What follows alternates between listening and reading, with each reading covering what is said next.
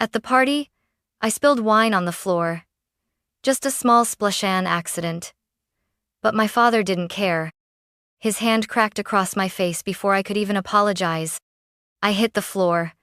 Blood hit the marble, and his voice louder than the music shook the room. "Useless girl, get out!" Everyone froze. Except my brother. He looked away. I stood up, shaking. My cheek burned. My pride burned more. I didn't cry. I didn't scream. I walked out, heels echoing down the hallway like gunshots no one stopped to hear. The night air was freezing. My car windows fogged as I drove in silence, hand trembling on the wheel. When I got home, I tossed my heels in the hallway and checked my phone. 53 missed calls. Not one out of concern. Every single one to control me. And that was the moment I realized I had nothing left to lose. People say legacy is a gift. In my family, it was a weapon. The Jordans were Boston royalty. My father, Martin Jordan, ran half the city's commercial real estate and acted like he owned the other half. My brother, Cole, followed neatly in his footsteps, smart, composed, and quiet when it mattered most. And me?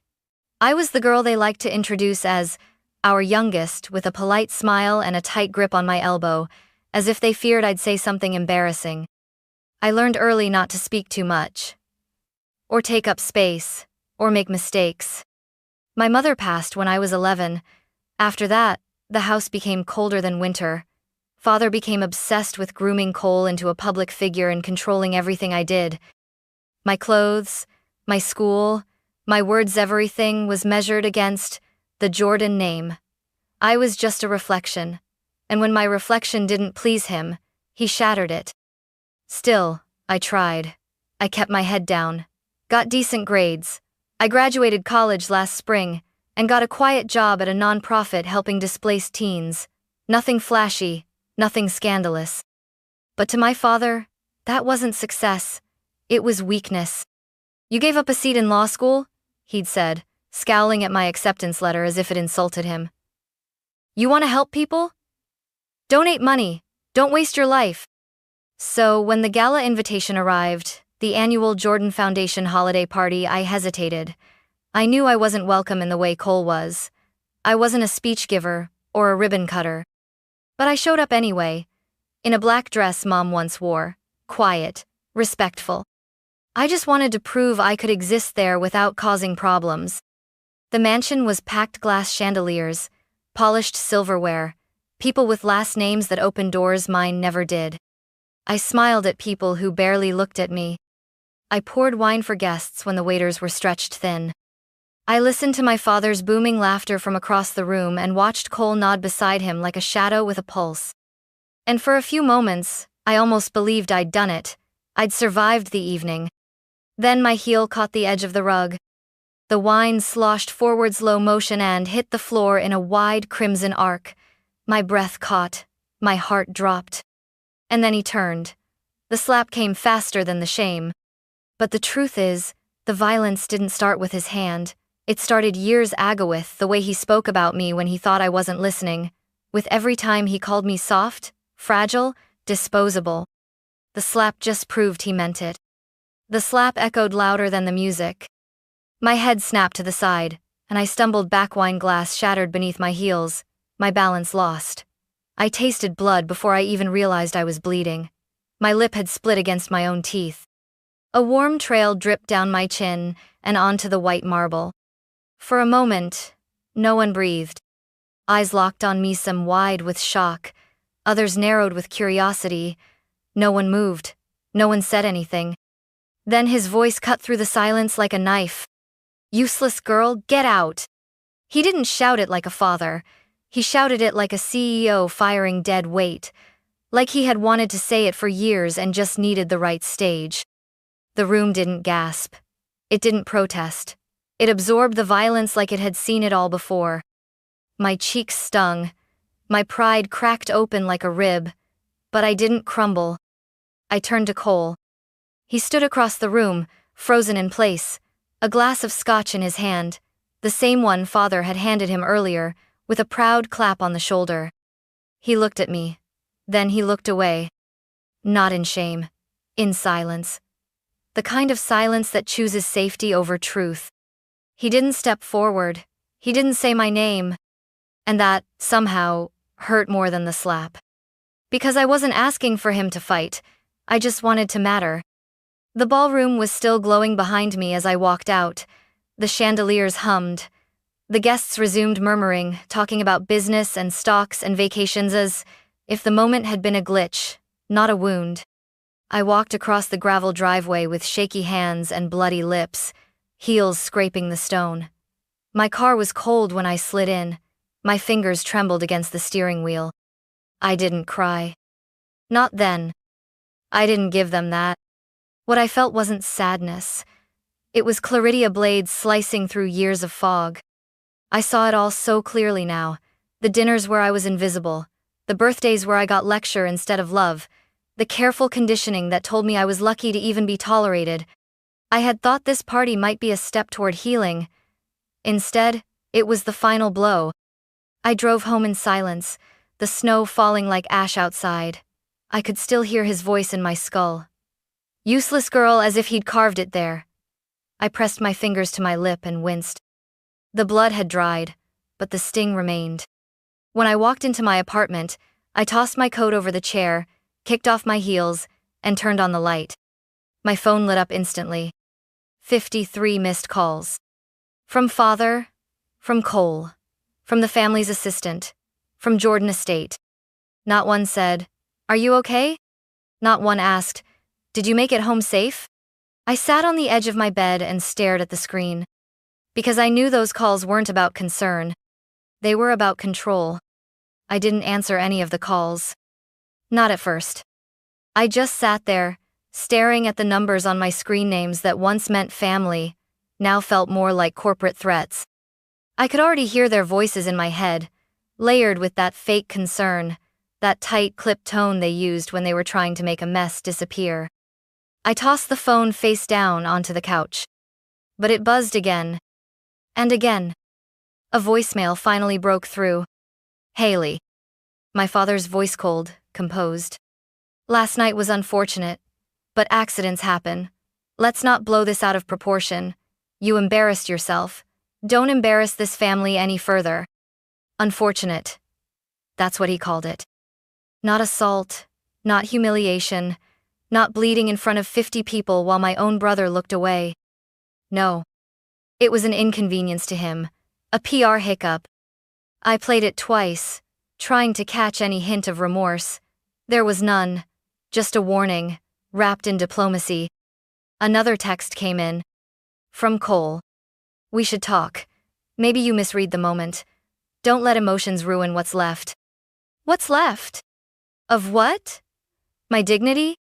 My place at the table I was never truly invited to? I stood up, suddenly dizzy with fury. My reflection caught in the hallway mirror, lip bruised, mascara smudged from wind and sweat. I looked like a ghost version of myself. Then I saw something else. Tucked behind a dusty candle on my bookshelf, buried under years of ignored memories, was a small notebook, spiral-bound, faded green cover. I pulled it down with shaky hands and opened it. My old high school journal.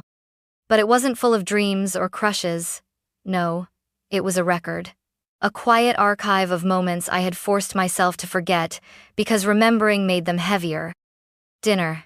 He said I should wear less black. It made me look like I was mourning my own future. Cole got a Rolex. I got silence. Father told the guests I'd dropped out of college. I hadn't. Page after page. I'd written it down because I needed proof, at least for myself, that I wasn't imagining it.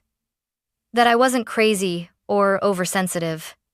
That there was a pattern. A system.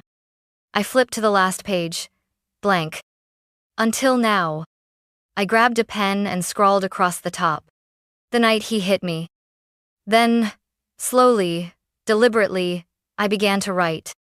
Where it happened. Who was there? What he said. What Cole didn't say. I didn't know yet what I was going to do with it, but it felt like the first brick in something I might eventually build. Not a case. Not yet. But maybe a backbone. Because I had spent my whole life shrinking, making myself smaller to survive. Now, finally, I felt something shift. I was done surviving. The next morning, the sky outside my window was steel gray. Boston winter had that way of pressing down on you like even the weather was trying to keep you quiet. I hadn't slept much, just drifted in and out, clutching the green notebook like it could keep me grounded. My phone hadn't stopped buzzing. More calls from the estate. A curt email from the family's PR rep, someone named Dana I'd only met twice. We're hoping this can be resolved quietly. Please refrain from making public statements or involving outside parties. There it was again. Not a single word about what he did. Just containment. Damage control. I slammed the laptop shut and stood. I needed to breathe. Think. Escape the echo chamber of my apartment before I drowned in it. So I got in my car and drove not toward work, not toward the gym, but toward a name I hadn't spoken aloud in years. Lila. My father's younger sister. The woman he never mentioned unless followed by the words, reckless, emotional, or embarrassment. The woman who'd disappeared from family gatherings over a decade ago. I remembered whispers. That she'd refused to marry the man Martin picked for her. That she'd sold her inheritance to fund a nonprofit in Vermont. That she'd told him, during one final screaming match, "Your kingdom is built on fear." She was the only adult who'd ever stood up to him. And I needed someone like that now. She lived in a quiet brownstone just off Davis Square. The buzzer still had her name on it, L. Jordan. My fingers hovered over it, then pressed. A long pause, then a voice. Hello? It's Haley, I said, my voice cracking. I don't know if you... Come up. She opened the door without another word. The apartment was warm, cluttered, lived in. Books everywhere. Photos of dogs and mountains. And there she was, standing by the window with a mug in hand. Same red curls, streaked with silver now. Same sharp eyes. Same defiant fire in her spine. I've been waiting for you, she said simply. I broke. I told her everything about the slap, the silence, the voicemails, the pressure to stay quiet. She didn't flinch. Didn't blink. When I was done, she poured me tea and said, "You know, your father once hit me too, not with his hand, with his words. Repeatedly, publicly, until I started believing him." I stared at her. "What did you do?" She smiled. I walked out. Then I built a life so solid, he couldn't shake it with even one word. We sat there in silence for a moment. Then she added, "They want your silence, Haley. Because your voice is the one thing they can't control." And just like that, I knew. I hadn't come here to escape. I'd come here to begin. Lila made space for me in the guest room. It was nothing fancy, just a twin bed, a crooked bookshelf, and a view of the alley, but it was the first place I'd felt safe in days. She didn't ask me to explain myself again. She just left me with a blanket and a simple sentence. "Tomorrow we start." I didn't ask what that meant. I just nodded. By morning, the plan began with coffee and a printer that jammed every 3 pages. Lila pulled out folders from a storage box labeled Jordan, Martin Legal Bullshit. Inside were emails, letters, old financial statements, all dated years ago, but all painted the same picture. A man obsessed with power, intimidation, and silence. "He's done this before," she said, flipping through a document. "To me, to former employees, to at least one ex-business partner that mysteriously settled before trial." She looked up. "You think your slap was personal? It was a pattern." I swallowed hard. My phone buzzed again now at 97 missed calls. The latest text was short. "Final warning. Let this go, or face the consequences. MJ." MJ. My own father now referred to himself like a brand. Not Dad. Not even Martin. MJ. It didn't scare me. Not anymore. It just made something in me harden. Lila pointed to my green notebook. "That's your core. Now we build around it. Times, places, witnesses, Anything you remember, even if it felt small. We started writing. The gala. The fundraiser last fall where he told a reporter I was between jobs. The Christmas he gave Cole a new car and told me, "Your presence is enough, be grateful." The voicemail. I recorded it, saved it, backed it up. Then Lila showed me how to encrypt files, how to draft an email that wouldn't trace, how to pull public records on every company my father owned. By evening, we had a full timeline on her dining table, highlighted, time-stamped, sourced. Then she slid her laptop toward me. "You should see this," she said. It was a spreadsheet, from a leak. Real estate transfers. One caught my eye. A beachfront property in Cape Ann transferred to an offshore trust 3 days after the gala. A sudden move. A panicked one. He was hiding assets, preparing for fallout. "He's scared," I whispered. Lila nodded. "They always are, but only when they realize you're not a little girl anymore." That night, I stood in the hallway outside the guest room, staring at a framed photo of her as a teenager. Younger, softer, but still, with that glint of rebellion. I wondered if I had that in me. Then I looked at my reflection in the hallway mirror. Bruised, tired, but upright. I picked up my phone and typed a single message to an old journalism professor I once admired. "What do you know about publishing a truth they don't want told?" Send. The invitation came in the form of an email. Subject line: "Let's talk." From Cole. Not my father. It was worded with the usual Jordan polish. Professional. Distant. Firm. "Let's meet. Dad wants to clear the air. Just the three of us. No drama, no media. We can fix this." Fix, as if I were a leaky faucet. I stared at it for a while, then showed it to Lila. "Go," she said. "Not for them, for you. Go see who they really are when the mask drops." We chose a neutral location, a private room at a law office downtown. No waiters, no cameras, just 4 walls, fluorescent lights, and a silence thick enough to chew. I arrived first. Cole walked in next, wearing a navy coat that probably cost more than my monthly salary. He nodded, not meeting my eyes. Then came Himmy, Father Martin Jordan, flanked by his assistant, who quietly handed him a folder and left. "Haley," he said, settling into the chair across from me like a king taking his throne. "You look tired." I didn't answer. Cole cleared his throat. "We're here to make this right." Martin leaned forward. "You made a mistake. That's forgivable. But what you're doing now, pushing this into the public, involving Lila, digging into financial records, that is reckless." "So is slapping your daughter in front of 100 people, I said. His jaw clenched. It was a moment of frustration. "You called me useless. You embarrassed me." I laughed. A small, bitter sound. "You hit me. In public. And somehow, you're the one embarrassed?" Cole finally spoke. "Haley, no one's saying it was okay, but there's a way to handle this without blowing it up." "There's no clean way to handle abuse, Cole." Martin slid the folder across the table. "This is a non-disclosure agreement," he said. "Sign it, and we move on.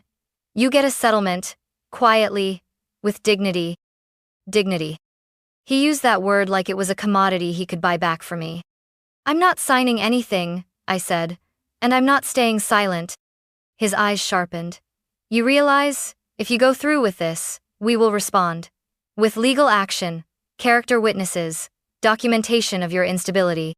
Cole looked uncomfortable. "We don't want to go that far." I turned to him. "Would you let him hit your wife?" He flinched. "Your daughter?" More silence. "Then, why is it different when it's me?" He looked down, no answer. I leaned in. "You stood there and watched me bleed, and now you're asking me to protect the man who did it." Martin's voice dropped into a low growl. "Your behavior has always been emotional, dramatic. Lila taught you that. This rebellion of yours? It ends now." I stood. "No, it begins now." He stood too, voice raised. "You are nothing without this family. You think Lila can protect you? You'll be back. You always come back." I walked to the door, then paused. You don't know me at all, and that's the only reason you thought I'd stay quiet. I didn't slam the door. I didn't need to. The silence behind me was louder than anything I could have said. Outside, I stood under the gray sky, breath fogging in the winter air. My hands shook not from fear, but from release. They had shown me exactly who they were. Now I was free to show the world. I didn't go home after the meeting. I went straight to Lila's. The moment I walked in, she looked up from her laptop and asked one question. Are you ready to burn it down? I nodded. And we began. Everything we'd gathered, the recordings, the voicemail, the old journal entries, the sudden property transfer had been sorted, time-stamped, and backed up on 3 encrypted drives. Lila handled the technical logistics. I handled the voice. That night, I wrote the truth. Not just about the slap, but about the years before it. I wrote about what it felt like to grow up invisible in a family obsessed with appearances. About being told I was too sensitive, too emotional, too much. About the dinners where I was mocked for having an opinion, the birthdays forgotten, the rooms I was expected to clean up after the real guests had left. I told the story that every perfect family hopes no one ever tells. Then we hit send. An investigative journalist Stone of Lila's former contact Shad agreed to run it. He verified the documents, cross-checked the financial transfers, matched my journal notes to real estate filings, to tax records, to witnesses who remembered just enough to confirm the cracks. We timed the release. Christmas Eve, the same night as the annual Jordan Foundation Gala. The irony wasn't lost on me. I didn't have a ticket. I didn't need one. The venue was glass and gold, tucked into a hilltop hotel where rich people toasted each other for pretending to care. I wore a simple black coat and walked into the lobby like I belonged because I did. Not to their world, but to the truth. Inside the ballroom, lights glittered overhead, and waiters floated past with champagne, laughter, heels clicking, crystal clinking, just like the night of the slap. Except this time, I was the one holding the match. Across the room, I saw him, Martin Jordan, on stage, giving a speech about dignity and family values, cameras flashing, people clapping. At exactly 5 p.m., phones started buzzing. 1, then 5, then dozens. Screens lit up with breaking news. Exclusive: Jordan family empire under scrutiny after allegations of abuse, financial misconduct. The Boston Standard. The article hit hard. Names, dates, documents, audio. Even the voicemail. Don't embarrass this family further. The room rippled. Whispers rose like a wave. A donor walked out. Then another. Martin's voice faltered. He glanced at his assistant, who was pale and already dialing her phone. Cole stood near the side curtain, hands clenched, jaw tight. Then, Martin snapped. This is a smear campaign. She's unstable, vindictive. But the microphones were still on. And the cameras were still rolling. For once, the world saw what I'd always seen.